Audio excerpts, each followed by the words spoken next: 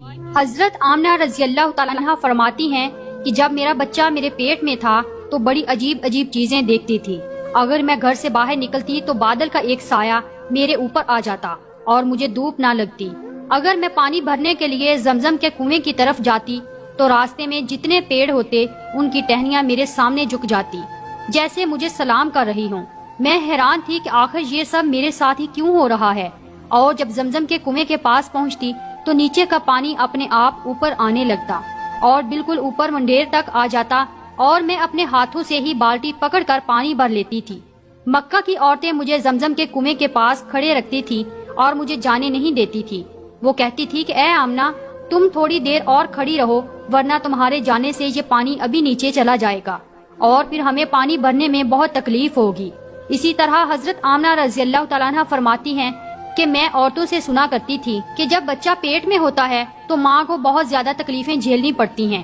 کبھی ہاتھ پاؤں میں درد، کبھی سر میں درد، کبھی الٹی ہونا، کبھی بخار ہونا اور کبھی چڑچڑا پن۔ یہ ساری باتیں سن کر مجھے اپنے بارے میں بڑی حیرانی ہوتی تھی کہ مجھے تو ان 9 مہینوں میں کوئی ایسی تکلیف دیکھنے کو نہ ملی، یہاں تک کہ جب تک میرا بچہ میرے پیٹ میں رہا تو میرے سر میں درد تک نہ ہوا۔ اسی طرح حضرت آمنہ کو بڑے عجیب عجیب خواب بھی نظر آتے تھے۔ وہ فرماتی ہیں کہ جب میں رات کو سوتی تو مجھے خواب نظر آتا کہ میرے جسم